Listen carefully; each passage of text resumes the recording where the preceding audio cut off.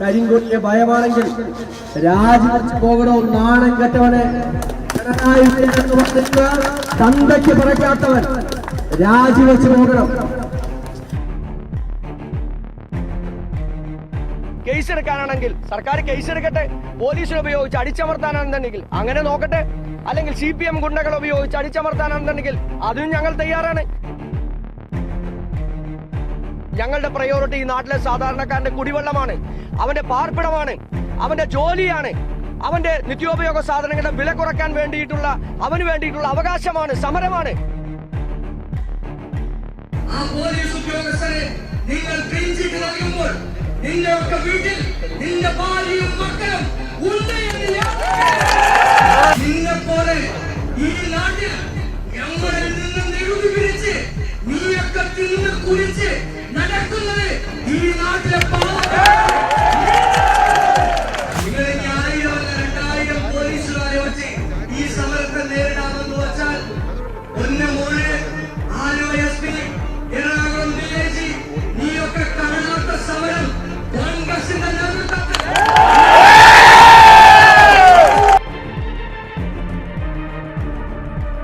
ഇവിടെ കോൺഗ്രസിനും പാർട്ടി ഓഫീസിനും സംരക്ഷണം നൽകാൻ ഞങ്ങളെ ആമ്പിള്ളേരുണ്ട്.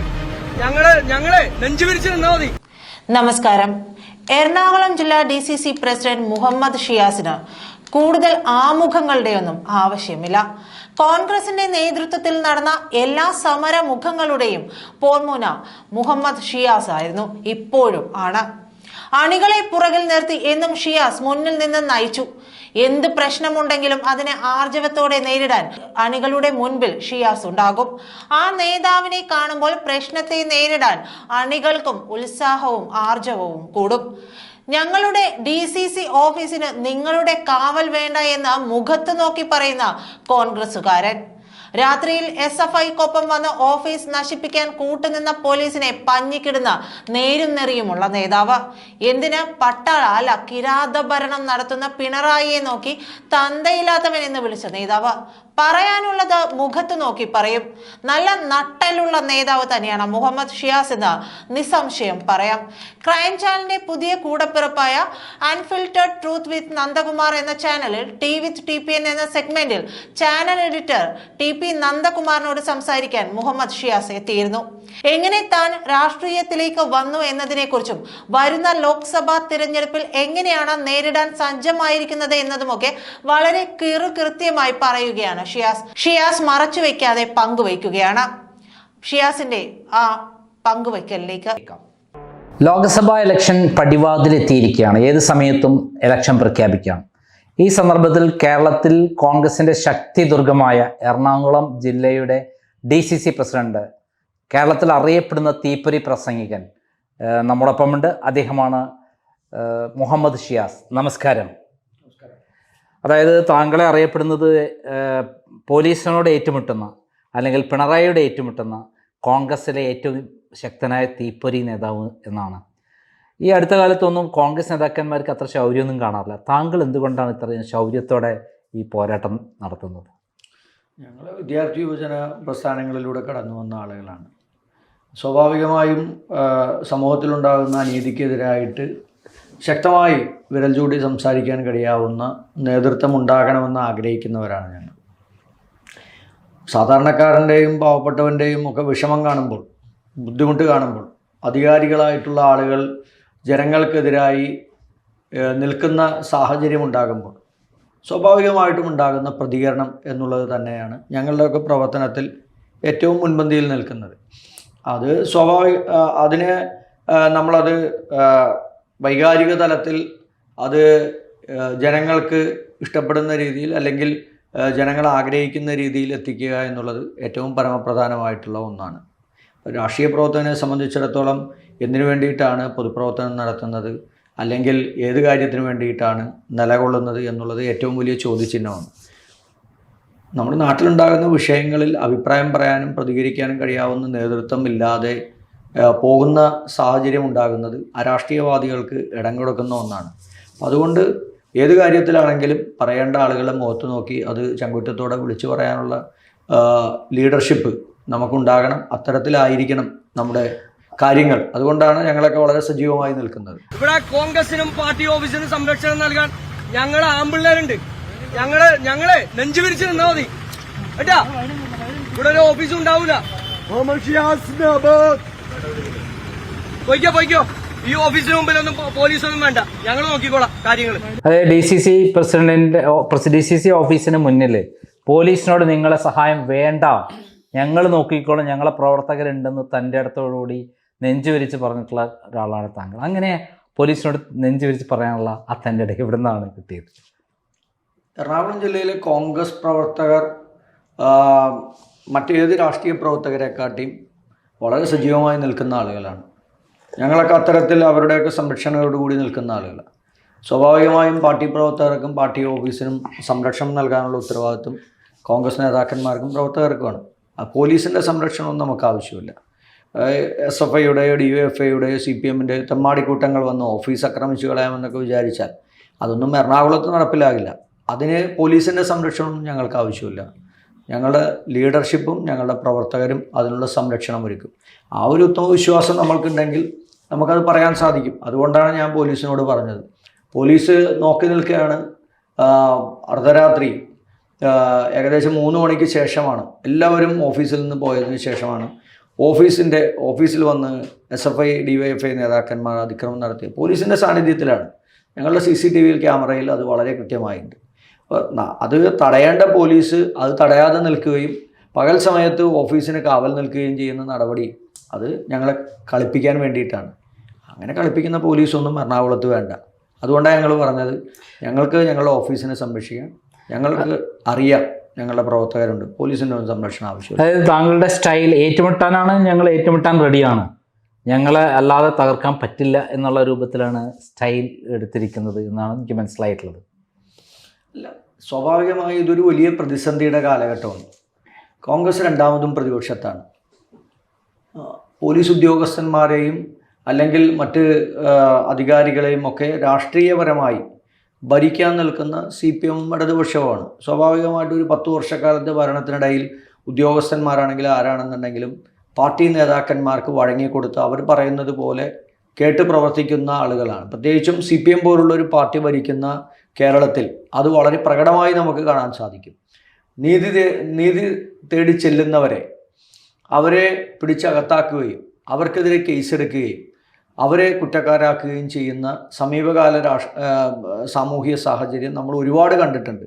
പോലീസിൻ്റെ അതിക്രമങ്ങൾ കണ്ടിട്ടുണ്ട്. പാർട്ടി നേതാക്കന്മാരുടെ സംരക്ഷണയോടുകൂടി മുഖ്യമന്ത്രിയുടെ സംരക്ഷണയിൽ പോലും ഈ നവകേരള സദസ്സിനെതിരായി നടന്ന പ്രതിഷേധത്തെ ചോരയിൽ മുക്കിക്കൊല്ലാനുള്ള ശ്രമം നടത്തി. സ്വാഭാവികമായും അത്തരത്തിൽ നമുക്ക് അതിനെ നേരിടേണ്ട സാഹചര്യമുണ്ടെങ്കിൽ ആരെയും നേരിടാൻ നമുക്ക് കഴിയണം. അതിനകത്തേക്ക് മനസ്സ് നമുക്ക് മാറും. സ്വാഭാവികമായിട്ടും ഉണ്ടാകുന്ന ഒരു ചിന്തയാണ്, സ്വാഭാവികമായിട്ടും ഉണ്ടാകും. നമ്മളെ സംരക്ഷിക്കാൻ നമ്മളല്ലാതെ പിന്നെ വേറെ ആരാ ഉള്ളത്? ആ ഒരു ബോധ്യമാണ്. അപ്പോൾ അതുകൊണ്ട് നാട്ടിൽ നിലനിൽക്കുന്ന നിയമങ്ങൾ എല്ലാവർക്കും ബാധകമാണ്. ഈ നിയമങ്ങളെല്ലാം ഉണ്ടാക്കിയിരിക്കുന്നത് അതാത് കാലഘട്ടങ്ങളിലെ ജനപ്രതിനിധികളായിട്ടുള്ള ആളുകൾ ഉണ്ടാക്കിയ നിയമങ്ങളാണ്. ആ നിയമങ്ങൾ എല്ലാവർക്കും ബാധകമാണ്. ഒരു പാർട്ടിക്ക് മാത്രം ബാധകമല്ല. അല്ലെങ്കിൽ ആ നിയമങ്ങൾ വെച്ച് മറ്റുള്ള ആളുകളെ ശരിയാക്കി കളയാം എന്നൊക്കെ വിചാരിച്ചാൽ അതൊന്നും നടപ്പിലാകുന്ന ഒരു നാടല്ല നമ്മുടെ നാട്. അതിനെ ചോദ്യം ചെയ്യാൻ ആളുണ്ടാകുമെന്നുള്ള ആ ഒരു മനസ്സാണ് ഞങ്ങളുടെ മനസ്സ്. ഈ നിലപാട് എറണാകുളം ജില്ലയിലെ പാർട്ടി പ്രവർത്തകർക്ക് എത്രമാത്രം ആവേശമുണ്ടാക്കിയിട്ടുണ്ട്? ഒരു DCC പ്രസിഡന്റ് എന്നുള്ള രീതിയിൽ ഓരോ വിഷയങ്ങളിലും ഉണ്ടാകുന്ന കാര്യങ്ങളിൽ പാർട്ടിയുടെ നിലപാടുകളും അതനുസരിച്ചിട്ടുള്ള പ്രവർത്തനങ്ങളും സ്വാഭാവികമായിട്ടും ഞങ്ങളുടെ പ്രവർത്തകർ ആഗ്രഹിക്കുന്നുണ്ട്. അവരുടെ ആഗ്രഹങ്ങൾക്കനുസരിച്ച് നിൽക്കുക എന്നുള്ളതാണ് നമ്മുടെ ഏറ്റവും പരമപ്രധാനമായിട്ടുള്ള ഉത്തരവാദിത്തം. ഒന്ന് നവമാധ്യമങ്ങളുടെ കാലഘട്ടമാണ്. നമ്മൾ എന്ത് പറഞ്ഞാലും എന്ത് ചെയ്താലും അത് ഏത് രീതിയിലാണ് എന്ന് വ്യാഖ്യാനിക്കപ്പെടാനും അല്ലെങ്കിൽ ഏത് രീതിയിലാണ് അത് ജനങ്ങൾ മനസ്സിലാക്കിയതെന്ന് നമുക്ക് നന്നായി മനസ്സിലാക്കാൻ സാധിക്കും. അപ്പോൾ അങ്ങനെയൊന്നും പെട്ടെന്നൊന്നും തട്ടിപ്പ് കാണിച്ചോ അല്ലെങ്കിൽ മറ്റേത് കാണിച്ചോ ഒന്നും നമുക്ക് പോകാൻ സാധിക്കില്ല. നമ്മൾ വളരെ ആത്മാർത്ഥമായി സിൻസിയറായി അവരോടൊപ്പം നിൽക്കുക എന്നുള്ളതാണ് ഏറ്റവും പ്രധാനപ്പെട്ട ഒന്ന്. സ്വാഭാവികമായും അത്തരത്തിൽ നിൽക്കാവുന്ന ഒരു സാഹചര്യത്തിൽ വേണം ലീഡർഷിപ്പ് എന്നുള്ളതാണ് വിദ്യാർത്ഥി യുവജന കാലഘട്ടങ്ങളിൽ ഞങ്ങളൊക്കെ ഉയർത്തിയ രാഷ്ട്രീയ ചിന്താഗതി അതാണ്. അപ്പോൾ നമ്മളൊരു DCC പ്രസിഡൻ്റായി ചുമതല ഏൽക്കുമ്പോൾ അല്ലെങ്കിൽ ആ പ്രവർത്തനം നടത്തുമ്പോൾ അത്തരത്തിലായിരിക്കണം എൻ്റെ ലീഡർഷിപ്പ് എന്നുള്ളത് എനിക്കൊരു വിശ്വാസമുണ്ട്. ആ വിശ്വാസത്തിൻ്റെ അടിസ്ഥാനത്തിലാണ് ഞാൻ മുന്നോട്ട് പോകുന്നത്. അതായത് എറണാകുളത്തെ പൊതു പ്രശ്നങ്ങളിലെല്ലാം തന്നെ ഇപ്പോൾ മുഹമ്മദ് ഷിയാസിൻ്റെ സാന്നിധ്യം വ്യക്തമാണ്. അവിടെയുള്ള MLA-മാരോ MP-മാരോ മാത്രമല്ല, താങ്കൾ മുന്നിൽ നിന്നുകൊണ്ട് നയിക്കുന്നു എന്നുള്ളതാണ് പ്രത്യേകത. മറ്റു ജില്ലകളിലൊന്നും കാണാത്തൊരു പ്രത്യേകതയാണ്. ഈ ആർജവത്വം താങ്കൾക്ക് എവിടെ നിന്നാണ് കിട്ടിയത്? എറണാകുളം ജില്ലയിൽ ഞങ്ങൾക്ക് MP-മാരും MLA-മാരും ഞങ്ങൾക്ക് ഞങ്ങളുടെ നേതാക്കന്മാരുമുണ്ട്. എല്ലാവരുമായി ഒരുമിച്ച് ചേർന്ന് ഓരോ വിഷയങ്ങളിലും ഞങ്ങൾ പൊതുവായ തീരുമാനങ്ങൾ എടുക്കും. കൂടിയാലോചനകൾ ഉണ്ടാകും. ആ ആലോചനകളുടെ അടിസ്ഥാനത്തിൽ പാർട്ടിയെ കൂടി ആ പൊതുവിഷയങ്ങളിൽ ഇടപെടുത്തുക എന്നുള്ളത് ഏറ്റവും പരമപ്രധാനമായിട്ടുള്ള ഒന്നാണ്. ഇപ്പോൾ ബ്രഹ്മപുരം മാലിന്യ വിഷയം ഏറ്റവും വലിയ ഗുരുതരമായിട്ടുള്ളൊരു പ്രതിസന്ധിയാണ് ആളുകളുടെ ആരോഗ്യത്തിനുണ്ടാക്കിയത്. ലോകത്തൊരിടത്തും ഇതുപോലെ ടൺ കണക്കിന് മാലിന്യം കൂട്ടിയിട്ട് കത്തിച്ചത് നമ്മൾക്ക് ആർക്കും അറിയില്ല. ഇത്രയധികം ജനങ്ങൾ തിങ്ങിപ്പാർക്കുന്ന ഒരു പ്രദേശത്ത് ആ മാലിന്യം കൂട്ടി ഇട്ട് കത്തിക്കാൻ വേണ്ടിയിട്ടുള്ള എല്ലാ സൗകര്യങ്ങളും ചെയ്തു കൊടുത്തത് ഈ CPM നേതൃത്വം നൽകുന്ന കോർപ്പറേഷൻ ഭരണകൂടമാണ്. എന്നിട്ട് ഒന്നും അറിയാത്ത മട്ടിൽ അവർ പോകാൻ ശ്രമിച്ചാൽ അതിൻ്റെ കൂടി പഴി എല്ലാവർക്കും ഏറ്റുവാങ്ങേണ്ടി വരും. അപ്പോൾ അതുകൊണ്ടാണ് ആ വിഷയത്തിൽ ഞങ്ങൾ ഏർപ്പെട്ടത്. അതുപോലെ ഇവിടെ ഉണ്ടാകുന്ന പൊതുവിഷയങ്ങൾ, ഇപ്പം മൂലമ്പള്ളി കുടിയൊഴിപ്പിക്കൽ പദ്ധതിയുടെ വിഷയങ്ങളിലാണെങ്കിലും ഞങ്ങളൊക്കെ യുവജന കാലഘട്ടത്തിൽ ആ വിഷയങ്ങളിൽ മുൻപന്തിയിൽ നിന്ന ആളുകളാണ് സമരങ്ങൾക്ക്. അതുപോലെ തന്നെ ഏറ്റവും അവസാനം ഇപ്പോൾ കഴിഞ്ഞ ദിവസങ്ങളിലുണ്ടായ കിൻഫ്രയിലേക്ക് ആലുവയിൽ നിന്ന് ശുദ്ധജലം എത്തിക്കുന്ന പദ്ധതി, അതിനെതിരായിട്ടുള്ളൊരു സമരം. അത് ജനങ്ങൾക്ക് ഫെബ്രുവരി മാസമായിട്ടുള്ളൂ. ഇന്നലെ കുടിവെള്ള പ്രശ്നം അതിരൂക്ഷമാണ്. മാർച്ച് ഏപ്രിൽ മാസം ഗുരുതരമായിട്ടുള്ള വേനൽ, വരൾച്ചയുള്ള കാലഘട്ടമാണ് എന്ന് കാലാവസ്ഥാ മുന്നറിയിപ്പുകളെല്ലാം നിലനിൽക്കുമ്പോൾ ജനങ്ങൾക്ക് ലക്ഷക്കണക്കിന് ജനങ്ങളാണ് നമ്മുടെ പട്ടണത്തിൽ ആലുവ, കളമശ്ശേരി, തൃക്കാക്കര, എറണാകുളം കോർപ്പറേഷൻ, കൊച്ചി, വൈപ്പിൻ പോലുള്ള സ്ഥലങ്ങളിൽ താമസിക്കുന്നത്. അവർക്ക് കുടിവെള്ളം എത്തിച്ചു കൊടുക്കാൻ വേണ്ടിയിട്ടുള്ള പദ്ധതി ഉമ്മൻചാണ്ടി സർക്കാരിൻ്റെ കാലഘട്ടത്തിൽ കൊണ്ടുവന്ന പദ്ധതിയാണ്. ആ പദ്ധതി നടപ്പിലാക്കാതെ വ്യവസായികൾക്ക് വേണ്ടി ഈ ശുദ്ധജലം അവർക്ക് വ്യാവസായിക ആവശ്യത്തിന് വേണ്ടി എത്തിച്ചു കൊടുക്കുന്ന നടപടി എന്ന് പറയുന്നത് ഒരു ജനങ്ങളോട് ഒരു മനസാക്ഷിയില്ലാത്ത സർക്കാരിന് മാത്രമേ ചെയ്യാൻ സാധിക്കുകയുള്ളൂ. അതിന് വ്യവസായ മന്ത്രി P. രാജീവ് സ്വന്തം മണ്ഡലത്തിലെ എല്ലാ സ്ഥലങ്ങളിലും കുടിവെള്ള പ്രശ്നം നിലനിൽക്കെ ആ പ്രശ്നങ്ങൾ പരിഹരിക്കാതെ, ജനങ്ങൾക്ക് വെള്ളം കൊടുക്കാതെ വ്യാവസായിക ആവശ്യത്തിന് വെള്ളം കൊണ്ടുപോകുന്നു എന്ന് പറഞ്ഞാൽ നമുക്കത് കണ്ടു തീർക്കാൻ പറ്റുമോ? നമുക്കത് ഒരിക്കലും പറ്റില്ല. അതിനകത്തൊന്നും ഒരു രാഷ്ട്രീയ താല്പര്യത്തോട് കൂടിയിട്ടല്ല. നമുക്കതിനകത്ത് ജനങ്ങളുടെ ഒരു പ്രശ്നമുണ്ട്. അടിസ്ഥാനപരമായി ജനങ്ങളുടെ പ്രശ്നങ്ങളുണ്ട്. ആ പ്രശ്നങ്ങൾ മുൻനിർത്തി പൊതുപ്രവർത്തകരും രാഷ്ട്രീയ നേതാക്കന്മാരുമായിട്ടുള്ള നമ്മൾ ഇടപെട്ടില്ലെങ്കിൽ വേറെ ആരാ ഇടപെടുന്നത്? അവിടെയൊക്കെ നമ്മളുടെ ഒരു സാന്നിധ്യം ഉണ്ടാകണം. ഇപ്പോൾ പെട്രോൾ ഡീസൽ വില വർധനവിനെതിരായി ഞങ്ങൾ വൈറ്റിലയിൽ ഹൈവേ ഉപരോധിച്ചു. 8 കിലോമീറ്റർ ഹൈവേ ഞങ്ങൾ ഉപരോധിച്ചു. അത് നേരത്തെ നോട്ടീസ് കൊടുത്ത് എല്ലാവരും അറിയിച്ചതിന് ശേഷമാണ് ഉപരോധിച്ചത്. സ്വാഭാവികമായിട്ടും വൈകാരികമായി ജനങ്ങൾ വന്ന് പ്രശ്നങ്ങൾ ഉണ്ടാക്കും. ഞങ്ങൾക്കറിയാമായിരുന്നു. നടൻ ജോർജ് വന്നുണ്ടാക്കിയ വിഷയങ്ങൾ ഞങ്ങളത് കണ്ടതുമാണ്. പക്ഷേ ആ വിഷയം ജനശ്രദ്ധ ആകർഷിക്കാനും ഇന്ത്യയിലെ മറ്റ് മാധ്യമങ്ങൾ ഏറ്റെടുക്കാനും BBC വരെ ആ സ്ട്രൈക്ക് റിപ്പോർട്ട് ചെയ്തു എന്നുള്ളതാണ്. സ്വാഭാവികമായും അത്തരത്തിലുള്ള സമരങ്ങൾ രാജ്യത്തുണ്ടാകുമ്പോൾ ഒരു സർക്കാരിന് എങ്ങനെയാണ് പെട്രോളിനും ഡീസലിനും ലോകത്ത് ഏറ്റവും കൂടുതൽ നികുതി പിരിക്കുന്ന ഒരു രാജ്യം ഇന്ത്യ അത് കുറയ്ക്കേണ്ടത്?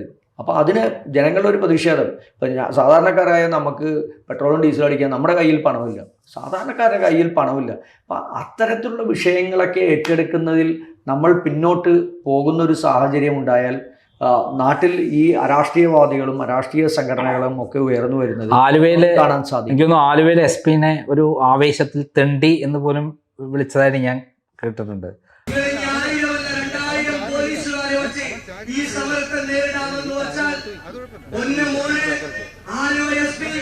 എറണാകുളം ജില്ലയിൽ നീയൊക്കെ കാണാത്ത സമരം കോൺഗ്രസിന്റെ നേതൃത്വത്തിൽ കരിങ്കൊടിയുമായി മുഖ്യമന്ത്രിയുടെ വാഹനത്തിലേക്ക് മുന്നിലേക്ക് വന്നാൽ ഭയപ്പെട്ടു പോകുമെന്ന് പറയുന്ന മുഖ്യമന്ത്രി കരിങ്കൊടിയെ ഭയമാണെങ്കിൽ രാജിവെച്ച് പോകണോ നാണം കെട്ടവനെ, തന്തയ്ക്ക് പറക്കാത്തവൻ രാജിവെച്ച് പോകണം. അതേപോലെ പിണറായി വിജയനെ പച്ചയ്ക്ക് പറഞ്ഞിട്ടുണ്ട്. അപ്പോൾ ഇത്രയും ആർജവത്വം കാണിക്കുന്ന മുഹമ്മദ് ഷിയാസ് എങ്ങനെയാണ് ഈ രാഷ്ട്രീയത്തിലേക്ക് വന്നത്, എങ്ങനെയാണ് ഇവിടെ എത്തിച്ചേർന്നത്? ഒന്ന് ബ്രീഫായി പറയാം. ഞാൻ സ്കൂളിൽ പഠിക്കുന്ന കാലഘട്ടം മുതൽ ആലുവയിലാണ് സ്കൂളിൽ പഠിക്കുന്ന കാലഘട്ടം മുതൽ പാരമ്പര്യമായ ഒരു കോൺഗ്രസ് തറവാട്ടിൽ ജനിച്ച ഒരു ആളാണ് ഞാൻ. അപ്പോൾ എൻ്റെ കാരണവന്മാരൊക്കെ കോൺഗ്രസിൻ്റെ പദവികളിൽ DCC മെമ്പർമാരൊക്കെ ആയിരുന്ന ആളുകളാണ്. ആ പ്രദേശത്തെ ആലുവ ചൂർണിക്കര പഞ്ചായത്തിലെ ആ പ്രദേശത്തെ കോൺഗ്രസ് രാഷ്ട്രീയത്തിനും പൊതുരാഷ്ട്രീയത്തിലും ഒക്കെ വളരെ സജീവമായിരുന്ന ആളുകളാണ്. പഠിക്കുന്ന കാലഘട്ടം മുതൽ രാഷ്ട്രീയത്തോട് താല്പര്യവും ആ അഭിനിവേശമൊക്കെ ഉണ്ടായിരുന്ന, പൊതുപ്രവർത്തന രംഗത്തൊക്കെ സജീവമായി നിൽക്കും എന്ന് പ്രതീക്ഷിച്ച ഒരാൾ. സ്കൂൾ കഴിഞ്ഞ് സ്കൂളിൽ രാഷ്ട്രീയം ഉണ്ടായി, കോളേജ് വന്നു, കോളേജിലും രാഷ്ട്രീയം ഉണ്ടായി, പ്രീഡിഗ്രിക്ക് വന്നപ്പോൾ രാഷ്ട്രീയം ഉണ്ടായി. അപ്പോൾ അങ്ങനെ പൊതുവിലുള്ള എല്ലാ കാര്യങ്ങളിലും, സമരങ്ങളിലും അതുപോലുള്ള കാര്യങ്ങളിലൊക്കെ സജീവമായി വിദ്യാർത്ഥി പ്രശ്നങ്ങളിലൊക്കെ ഇടപെട്ട് നിന്ന് അങ്ങനെ ഡിഗ്രിക്ക് പഠിക്കുമ്പോഴാണ് ഞാൻ മാഗസിൻ എഡിറ്റർ ആകുന്നതും യൂണിവേഴ്സിറ്റി യൂണിയൻ കൗൺസിലർ ആകുന്നതും. പഠിച്ചത് ആലുവ UC കോളേജിലാണ് ഡിഗ്രി. അതിന് MG സർവകലാശാല സെനറ്റ് മെമ്പറായി മത്സരിക്കും. പിന്നീട് ഞാൻ മഹാരാജാസ് കോളേജിലേക്ക്, ഏറ്റവും രാഷ്ട്രീയ നേതാക്കന്മാർ വളർന്ന ഒരു ക്യാമ്പസാണ് മഹാരാജാസ്. അപ്പോൾ ആ ക്യാമ്പസിൽ പഠിക്കുക എന്നുള്ളത് ഏറ്റവും വലിയ ഒരു ആഗ്രഹമായിരുന്നു. ഞാൻ പിന്നെ PG പൊളിറ്റിക്കൽ സയൻസിന് മഹാരാജാസ് കോളേജിൽ 2 വർഷം പഠിച്ചു.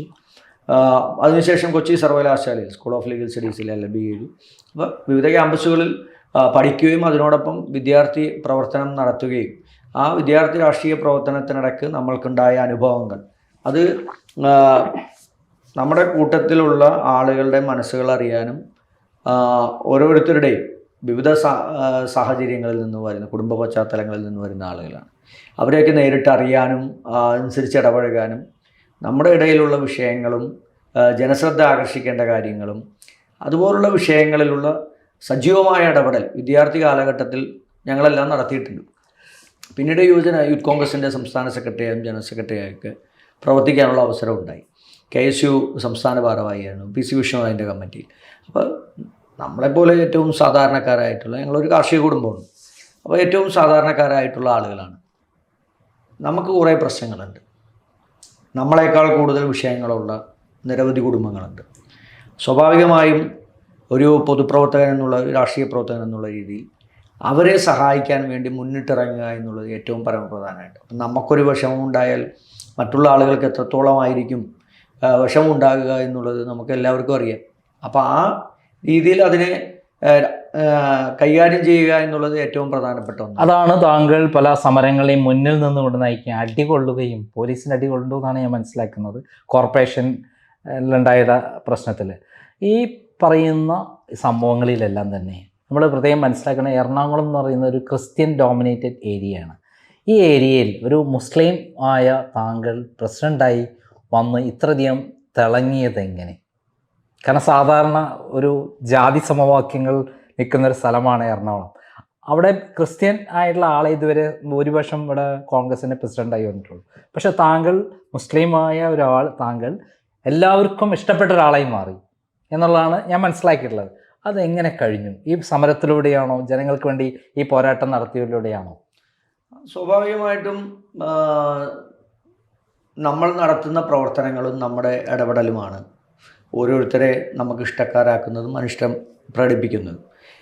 നമ്മൾ ഇടപഴകുന്നത് എല്ലാവരോടും നന്നായി ഇടപഴകുകയും വളരെ സിൻസിയറായി മനസ്സൊന്നും വെക്കാതെ ഇടപഴകുന്നതും ആ രീതിയിൽ ഇടപെട്ടത് കൊണ്ടാണ് എല്ലാവരെയും, ഇവിടെ എറണാകുളം പോലുള്ള ഒരു ജില്ലയിൽ ഇവിടെ എല്ലാ കമ്മ്യൂണിറ്റിയിൽ നിന്നുള്ള ആളുകളും ഇവിടെ DCC പ്രസിഡന്റുമാരായിട്ടുണ്ട്, എല്ലാവരുമായിട്ടുണ്ട്.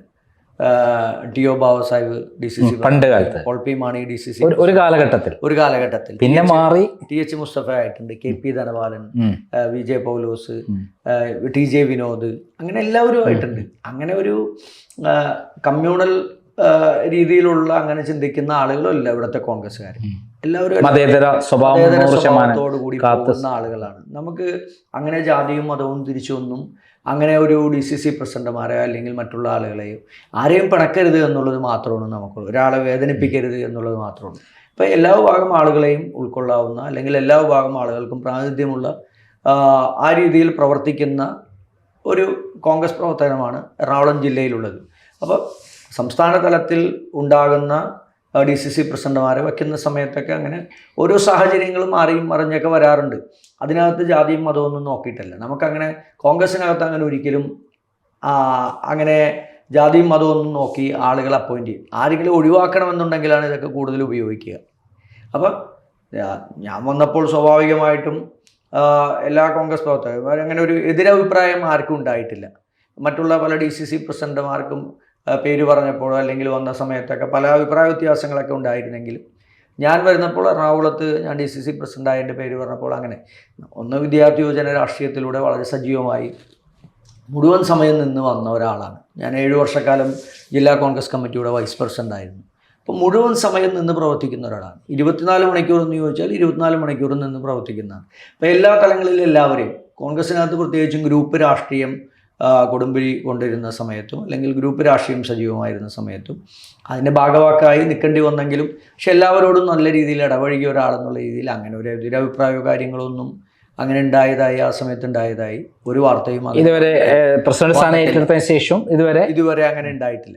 പിന്നെ അല്ലറ ചില്ലറ അഭിപ്രായ വ്യത്യാസങ്ങൾ സ്വാഭാവികമായി ഉണ്ടാകും. ഞാനൊരു പ്രസിഡന്റ് എന്നുള്ള രീതിയിൽ ഒരു തീരുമാനമെടുക്കുമ്പോൾ അതിന് അനുകൂലിക്കുന്നവരുണ്ടാവും, എതിർക്കുന്നവരുണ്ടാവും. പക്ഷേ പൊതു തീരുമാനങ്ങൾ ഉണ്ടാകുമ്പോൾ അത് ആർക്കും വേദനയില്ലാതെ പാർട്ടിക്ക് ഗുണകരമാവുന്ന രീതിയിൽ തീരുമാനമെടുക്കുക എന്നുള്ളതാണ് ഏറ്റവും പരമപ്രധാനമായിട്ടുള്ളത്. അതായത് ലോക്സഭാ ഇലക്ഷൻ പടിവാതിലെത്തിയിരിക്കുകയാണ്.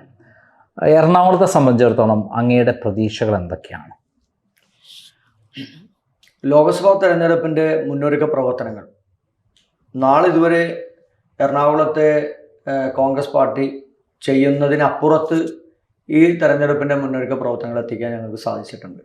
കഴിഞ്ഞ 1 വർഷക്കാലത്തിലധികമായി നമ്മുടെ ബൂത്ത് തല പ്രവർത്തനങ്ങൾ, അതുപോലെ വോട്ടർ പട്ടികയിൽ പേര് ചേർക്കാനും നീക്കം ചെയ്യാനുമുള്ള നടപടികൾ, പാർട്ടിയിലെ സംഘടനാപരമായിട്ടുള്ള തർക്കങ്ങളും അഭിപ്രായ വ്യത്യാസങ്ങളും പരിഹരിക്കാൻ വേണ്ടിയിട്ടുള്ള നടപടികൾ, ഇതൊക്കെ ഞങ്ങൾ ഘട്ടം ഘട്ടമായി ഞങ്ങൾ തീർത്ത് വരികയാണ്.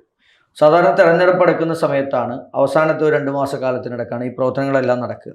പക്ഷേ 1 വർഷക്കാലത്തിലധികമായി നടക്കുന്ന ഈ പ്രവർത്തനങ്ങൾ കൊണ്ട് താഴെ തലങ്ങളിൽ ബൂത്ത് തലങ്ങളിൽ പ്രവർത്തകരെ തെരഞ്ഞെടുപ്പിന് ഒരുക്കാനായിട്ടുള്ള ഒരു വലിയ ദൗത്യം, ഞങ്ങളുടെ ദൗത്യം വിജയിച്ചിരിക്കുന്ന ഒരു സാഹചര്യമാണ്. കഴിഞ്ഞ പാർലമെൻറ്റ് തെരഞ്ഞെടുപ്പിൽ എറണാകുളം ജില്ലയിലെ 14 നിയോജക മണ്ഡലങ്ങൾ ഉൾപ്പെടുന്ന 4 പാർലമെൻറ്റ് മണ്ഡലങ്ങൾ വലിയ ഭൂരിപക്ഷത്തോടു കൂടി നമുക്ക് വിജയിക്കാൻ സാധിച്ചു. ഒന്ന് എറണാകുളത്ത് ഹൈബി ഈഡൻ 1,60,000 വോട്ടിനാണ് വിജയിച്ചത്. ചാലക്കുടി പാർലമെൻറ്റിൻ്റെ ഭാഗമായിട്ടുള്ള 4 അസംബ്ലികൾ ഉൾപ്പെടുന്ന ചാലക്കുടിയിൽ ബെന്നി ബഹനാൻ 1,35,000 വോട്ടിനാണ് ജയിച്ചത്. ഇടുക്കി പാർലമെൻറ്റിൻ്റെ 2 അസംബ്ലി കോതമംഗലവും മൂവാറ്റുപുഴയും ഉൾപ്പെടുന്ന ആ പ്രദേശത്ത് നിന്ന് മത്സരിച്ച ഡീൻ 2 ലക്ഷം വോട്ടിനാണ് വിജയിച്ചത്. അപ്പുറത്ത് 1 ലക്ഷത്തിലധികം വോട്ടിന് പിറവം നിയോജകമണ്ഡലം ഉൾപ്പെടുന്ന കോട്ടയം പാർലമെൻറ്റ് 1,06,000 വോട്ടിന് വിജയിക്കുകയും ചെയ്തു. അപ്പോൾ ഈ 14 നിയോജക മണ്ഡലങ്ങളിലും ഐക്യ ജനാധിപത്യ മുന്നണിക്ക് വലിയ സ്വാധീനം ഉറപ്പിക്കാനും ഞങ്ങൾക്ക് വലിയ ലീഡ് ഉണ്ടാകും എന്നുള്ള പ്രതീക്ഷയാണ് ഞങ്ങൾക്കുള്ളത്. കഴിഞ്ഞ പാർലമെൻറ്റ് തെരഞ്ഞെടുപ്പിന് ശേഷം നടന്ന ലോക്കൽ ബോഡി തെരഞ്ഞെടുപ്പിലും അതിനുശേഷം ഉണ്ടായ നിയമസഭാ തെരഞ്ഞെടുപ്പിലും ചില സാഹചര്യങ്ങൾ കൊണ്ടുണ്ടായ പരാജയങ്ങളല്ലാതെ കോൺഗ്രസിൻ്റെ വോട്ട് ബാങ്കിൽ നിന്ന് ചോർച്ചയുണ്ടാക്കാനോ അല്ലെങ്കിൽ അത് ഇല്ലായ്മ ചെയ്യാനോ CPM-നോ BJP-ക്കോ ഇതുവരെ. പക്ഷേ അടുത്ത കാലത്ത് ഒരു ഇലക്ഷനിൽ നെടുമ്പാശ്ശേരി വലിയൊരു അട്ടിമറി നടന്നല്ലോ. കോൺഗ്രസിന് ഭയങ്കര ഒരു തിരിച്ചടിയും അവിടെ ഭരണം നഷ്ടപ്പെടുന്ന ഒരു സംഭവം ഉണ്ടായി. അല്ല, ഈ കഴിഞ്ഞ ദിവസം നടന്ന 2 ഉപതെരഞ്ഞെടുപ്പുകൾ, 22-ന് നടന്ന 2 ഉപതെരഞ്ഞെടുപ്പുകൾ, ഒന്ന് CPM 17 വോട്ടിന് ജയിച്ച എടവനക്കാട് ഗ്രാമപഞ്ചായത്തിൽ, അവിടെ ഞങ്ങൾക്ക് 98 വോട്ടിന് വിജയിക്കാൻ സാധിച്ചു. നെടുമ്പാശ്ശേരിയിൽ അതിനു മുമ്പ് ഞങ്ങൾ വിജയിച്ച ഒരു വാർഡ്, അത് CPM-ന് മെജോറിറ്റി ഉള്ളൊരു വാർഡാണ്. അവിടെ സ്ഥാനാർത്ഥിയുടെ ഒരു മികവും മേൽക്കോയ്മയും ഉള്ളതുകൊണ്ടാണ് കഴിഞ്ഞ ലോക്കൽ ബോഡിയിൽ അവിടെ സ്ഥാനാർത്ഥി ഐക്യജനാധിപത്യ മുന്നണിയുടെ സ്ഥാനാർത്ഥി വിജയിച്ചത്. കോൺഗ്രസ് പാർട്ടിക്കകത്ത് സ്വാഭാവികമായും ഉണ്ടായ ഈ അധികാര തർക്കങ്ങൾ മൂലം ഇതൊക്കെ സാഹചര്യങ്ങൾക്കനുസൃതമായി വീതം വയ്ക്കുന്ന ഒരു സാഹചര്യം. ഇപ്പോൾ ആദ്യത്തെ 3 വർഷം നിലവിലെ വൈസ് പ്രസിഡന്റ് ആയിരുന്ന ആ വാർഡിലെ ഒരു പെൺകുട്ടിക്കായിരുന്നു ഞങ്ങൾ കൊടുത്തിരുന്നത്. അവർ 3 വർഷം കഴിഞ്ഞപ്പോൾ അവർ വൈസ് പ്രസിഡന്റ് സ്ഥാനം മാറി മറ്റൊരാളെ ഏൽപ്പിക്കേണ്ടതായിരുന്നു ആ ചുമതല. അതിന് പകരം അവർ ചെയ്തത് ഇവരൊക്കെ തമ്മിലുള്ള അധികാര വടംവലി മൂലം ആ കുട്ടിയുടെ അംഗത്വം കൂടി രാജിവെച്ചിട്ടാണ് പോയത്. അതുകൊണ്ടാണ് അവിടെ തെരഞ്ഞെടുപ്പ് ഉണ്ടായത്. സ്വാഭാവികമായും ഒരു കോൺഗ്രസിൻ്റെ അംഗം യാതൊരു കാരണവുമില്ലാതെ പാർട്ടിയുടെ ഉൾപാർട്ടിയിൽ ഉള്ള തർക്കങ്ങൾ മൂലം രാജിവെക്കുമ്പോഴുണ്ടാകുന്ന ഒരു സ്വാഭാവികമായിട്ടും ജനങ്ങളുടെ ഭാഗത്തുനിന്നുണ്ടായ ഒരു പ്രതിഷേധമായിട്ടാണ് ഞങ്ങൾ അതിനെ കണക്കാക്കുന്നത്. ആ രീതിയിലാണ് അവിടെ വോട്ടിംഗ് നടന്നത്. നിസ്സാര വോട്ടിൻ്റെ വ്യത്യാസമാണ് അവിടെ ഉണ്ടായത്. അപ്പോൾ കോൺഗ്രസ്സിന് ഭൂരിപക്ഷമില്ലാതിരുന്ന ആ പഞ്ചായത്തിൽ, നെടുമ്പാശ്ശേരി പഞ്ചായത്തിൽ കോൺഗ്രസ് റിബലായി മത്സരിച്ച ഒരു സ്വതന്ത്ര അംഗത്തെ പ്രസിഡൻ്റാക്കിയിട്ടാണ് ഞങ്ങൾ ആ ഭരണം അവിടെ നിലനിർത്തിയിട്ടിരുന്നത്. പക്ഷെ അവിടെ കോൺഗ്രസിൻ്റെ ഒരു അംഗം പരാജയപ്പെട്ട ഒരു സാഹചര്യം ഉണ്ടായപ്പോൾ ഭരണം നഷ്ടപ്പെട്ടു, അത്രേ ഉള്ളൂ. പക്ഷെ കഴിഞ്ഞ തവണ 14 നിയമസഭാ സീറ്റുള്ള എറണാകുളത്ത് നിയമസഭാ സീറ്റിൽ 5 സീറ്റ് അവർ LDF പിടിച്ചെടുക്കാനിടയായി. ഇതിൽ 2 സീറ്റ് കളമശ്ശേരിയും അതേപോലെ തന്നെ കുന്നത്തുനാടും അവർ കോൺഗ്രസിൻ്റെ സീറ്റാണ് പിടിച്ചെടുത്തത്. അപ്പോൾ കോൺഗ്രസിൻ്റെ ലോക്സഭാ സീറ്റ് ഇലക്ഷൻ കഴിഞ്ഞ ശേഷം നിയമസഭാ സീറ്റിൽ വലിയ തിരിച്ചടിയാണ് കിട്ടിയിട്ടുള്ളത്. അപ്പം ഈ ഇലക്ഷനിൽ അതേപോലെ പാറ്റേൺ വരുമോ? അങ്ങനെ ഒരു തിരിച്ചടി ഉണ്ടാകുമോ? അല്ല, ഞങ്ങൾ അതിനെ നന്നായി അനലൈസ് ചെയ്താണ് പിന്നീടുള്ള തെരഞ്ഞെടുപ്പുകളിൽ ഞങ്ങൾ നേരിടാൻ വേണ്ടിയിട്ടുള്ള ശ്രമം നടത്തിക്കൊണ്ടിരിക്കുന്നത്. കഴിഞ്ഞ പാർലമെൻറ്റ് തെരഞ്ഞെടുപ്പിൽ മഹാഭൂരിപക്ഷം വോട്ടിൻ്റെ ലീഡ് ഈ പാർലമെൻറ്റ് സെഗ്മെൻറ്റിലെല്ലാം ഉണ്ടായി. കഴിഞ്ഞ നിയമസഭാ തെരഞ്ഞെടുപ്പിൽ ഞങ്ങൾക്ക് 5 സീറ്റുകൾ നഷ്ടപ്പെട്ടു. ഈ 5 സീറ്റുകൾ നഷ്ടപ്പെടാനുണ്ടായ സാഹചര്യങ്ങളിൽ ഒന്ന് സർക്കാരിൻ്റെ ഒരു PR വർക്കുകൾ ആ കാലഘട്ടത്തിൽ ഒരു പ്രധാന ഘടകമായിരുന്നു. 2, അന്ന് പാവപ്പെട്ടവർക്ക് കിറ്റ് കൊടുക്കുന്ന ഒരു സാഹചര്യമുണ്ടായി. കോവിഡ് കാലഘട്ടത്തിലെ ആ ഒരു നിയന്ത്രണവും കിറ്റ് കൊടുക്കലും ഒക്കെ അന്നത്തെ വോട്ടർമാരിൽ ഒരു സ്വാധീനമുണ്ടാക്കിയിട്ടുണ്ട്. മൂന്നാമത്തേതായി സർക്കാർ ഉദ്യോഗസ്ഥന്മാർ തന്നെ നേരിട്ട് അന്ന് കോവിഡ് കാലഘട്ടമായതുകൊണ്ട് 80 കഴിഞ്ഞ അല്ലെങ്കിൽ കോവിഡ് പേഷ്യൻസ് ആയിരുന്ന ആളുകളുടെ വോട്ട് അതിനകത്ത് വലിയ തിരിമറികൾ ഉണ്ടായിട്ടുണ്ട്. കോവിഡ് പോസ്റ്റൽ വോട്ടിൽ വലിയ തിരിമറികൾ ഉണ്ടായിട്ടുണ്ട്. പിന്നീട് രാഷ്ട്രീയം ചർച്ച ചെയ്യാനോ വലിയ സമരങ്ങൾ സംഘടിപ്പിക്കാനോ അന്നത്തെ ഒരു സാഹചര്യത്തിൽ UDFനും ഐക്യജനാധിപത്യ മുന്നണി കഴിഞ്ഞിരുന്നില്ല. അത് ഏറ്റവും പരമപ്രധാനം. തെരഞ്ഞെടുപ്പ് സമയത്ത് സർക്കാരിൻ്റെ ഏറ്റവും ഡ്രോബാക്കുകൾ ചൂണ്ടിക്കാണിക്കാൻ കഴിയുന്നത് വലിയ പരിപാടികളിലൂടെയാണ്. സമരങ്ങളുണ്ടായില്ല. കോവിഡ് കാലഘട്ടമായിരുന്നു, നമുക്ക് വലിയ സമരങ്ങളൊന്നും ഉണ്ടായിരുന്നില്ല. സർക്കാർ ഖജനാവിലെ പണം ഉപയോഗിച്ച് നടത്തിയ ഒരു വലിയ PR വർക്കുണ്ട്. ആ രീതിയിലുള്ള വർക്കുകളാണ് ഒരു ഭാഗത്തുണ്ട്.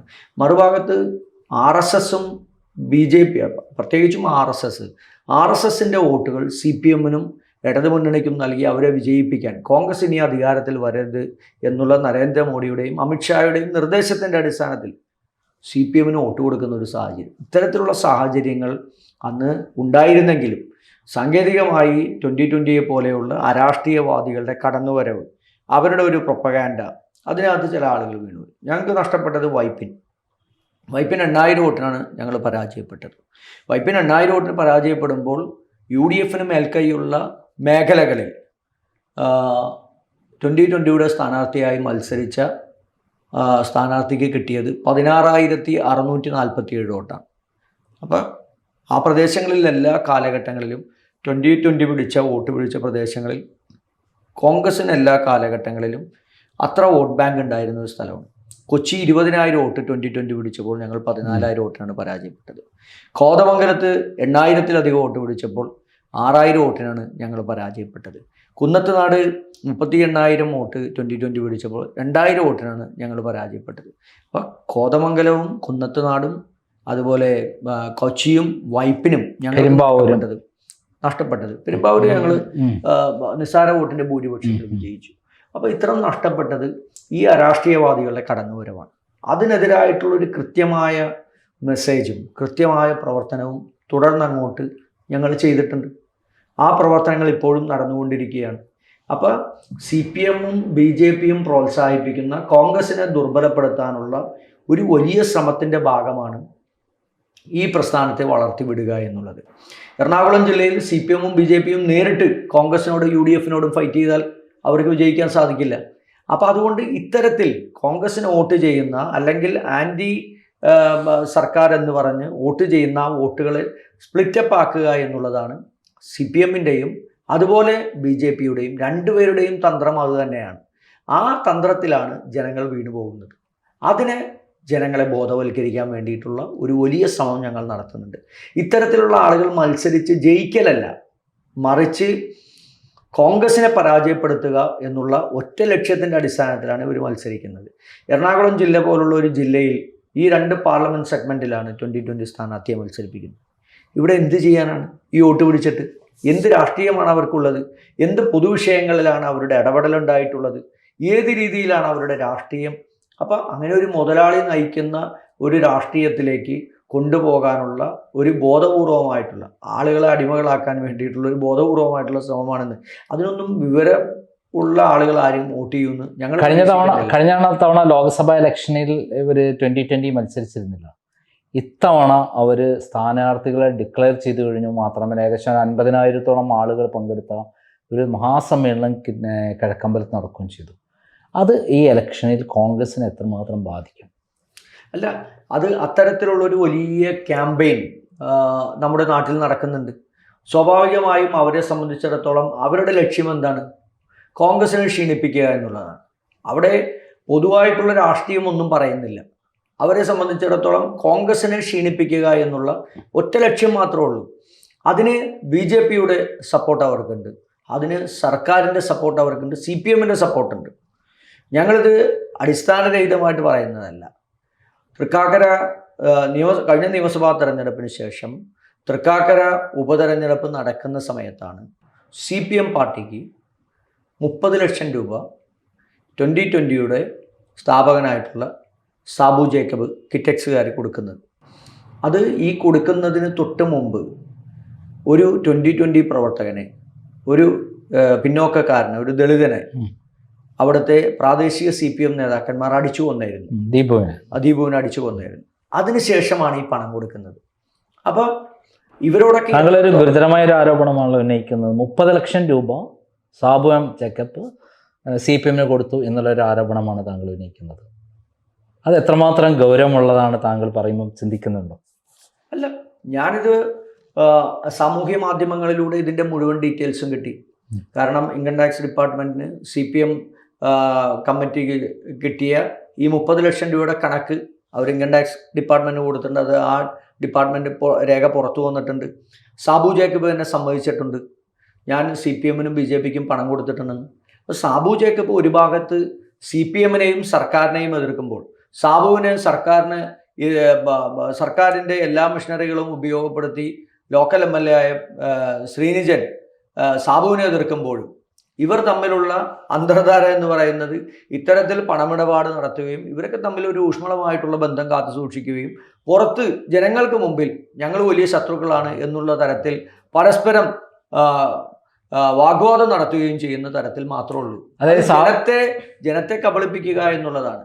അപ്പം ഇവർ പരസ്പരം പണം കൊടുക്കുന്നുണ്ട്, പരസ്പരം ആശയവിനിമയം നടത്തുന്നുണ്ട്. സാബു ജേക്കബ് തന്നെ പറഞ്ഞിട്ടുണ്ട്, എല്ലാവരുമായി ആശയവിനിമയം നടത്തുന്നു. അപ്പം ഇവരുടെ ലക്ഷ്യം എന്ന് പറയുന്നത് ഇവർക്ക് അധികാരം കിട്ടുക, അല്ലെങ്കിൽ 2 പാർലമെൻറ്റ് സെഗ്മെൻറ്റിൽ മത്സരിച്ച് ഇനി വിജയിച്ചാൽ തന്നെ ഇവർക്ക് എന്ത് ചെയ്യാൻ സാധിക്കും. അപ്പോൾ സ്വാഭാവികമായും അത്തരത്തിലൊരു നമ്മുടെ നാട്ടിൽ നിലനിൽക്കുന്ന ഒരു അന്തരീക്ഷത്തെ പൊതുവായ ദേശീയ രാഷ്ട്രീയത്തിലും സംസ്ഥാന രാഷ്ട്രീയത്തിലും ഗുരുതരമായ പ്രശ്നങ്ങൾക്ക് എതിരായി സമ്മതിദാന അവകാശം വിനിയോഗിക്കാൻ നിൽക്കുന്ന ആളുകളുടെ മനസ്സുകളിലേക്ക് വേറൊരു തരത്തിലുള്ള ഒരു രാഷ്ട്രീയം കൊണ്ടുവന്ന് നിലവിൽ ഏത് രാഷ്ട്രീയത്തിനെതിരായിട്ടാണോ ജനങ്ങൾ നിൽക്കുന്നത് അത് മാറ്റിമറിക്കാൻ വേണ്ടിയിട്ടുള്ള ഒരു തന്ത്രം മാത്രമാണ് ഈ അരാഷ്ട്രീയവാദികൾ 2020യുടെയൊക്കെ കടന്നു വരുമെന്ന് പറയുന്നത്. അതൊന്നും കോൺഗ്രസിനെ സംബന്ധിച്ചിടത്തോളം അതൊന്നും ഏൽക്കാൻ. പക്ഷേ ഏറ്റവും അദ്ദേഹത്തിനെതിരെ കുറെ കേസുകൾ അടക്കമുണ്ടായി. അതായത് ശ്രീനിജൻ കൊടുത്ത SC/ST അട്രോസിറ്റി ആക്ട് പ്രകാരമുള്ള 2 കേസുകളിൽ അദ്ദേഹത്തിനെതിരെ ഇപ്പം അദ്ദേഹം പറഞ്ഞിരിക്കുന്നത് അദ്ദേഹത്തെ അറസ്റ്റ് ചെയ്യുന്നതിൻ്റെ ഒരാഴ്ച മുമ്പ് അദ്ദേഹം പിണറായി വിജയൻ്റെ മകളെ അറസ്റ്റ് ചെയ്യിക്കുന്നു, അങ്ങനെ ഒരു ആറ്റം ബോംബ് അദ്ദേഹത്തിൻ്റെ കൈവശം കിട്ടുന്നത്. എന്താണ് എനിക്ക് പറയാനുള്ളത്? അത് സാബു ജേക്കബിൻ്റെ നനഞ്ഞ പടക്കമാണ്. അതൊക്കെ വെറുതെ വായി തോന്നിയത് ആർക്ക് വേണമെങ്കിലും മൈക്ക് കെട്ടിയെന്ന് വിളിച്ചു പറയാമല്ലോ. അങ്ങനെ സാബു ജേക്കബിൻ്റെ കയ്യിൽ ആറ്റം ബോംബ് അങ്ങനെ ഉണ്ടെങ്കിൽ, പ്രതിബദ്ധതയുള്ള ഒരു പൊതുപ്രവർത്തകനാണെങ്കിൽ അദ്ദേഹം അത് പുറത്തുവിടണ്ടേ? അദ്ദേഹം അത് കയ്യിൽ വെച്ചിട്ട് CPMുമായി അദ്ദേഹം അതിനുവേണ്ടി കച്ചവടം വിലപേശൽ താങ്കൾ വെല്ലുവിളി നടത്തുകയാണ്. തീർച്ചയായിട്ടും ധൈര്യമുണ്ടെങ്കിൽ സാബു ജേക്കബ് മുഖ്യമന്ത്രിക്കെതിരായി, മകൾക്കെതിരായി അങ്ങനെ ഒരു ഗുരുതരമായിട്ടുള്ള തെളിവുകൾ അദ്ദേഹത്തിന്റെ കയ്യിലുണ്ടെങ്കിൽ. ഇവിടെ ഇനി വീഡിയോ കൊടുക്കണേ. വീഡിയോ കൊടുത്തതിന് ശേഷം അവസാനം ഈ അഭിമുഖത്തിന്റെ പൂർണ്ണ രൂപം കാണാൻ ലിങ്ക് കമന്റ് ബോക്സിൽ കൊടുത്തിട്ടുണ്ട്. നന്ദി.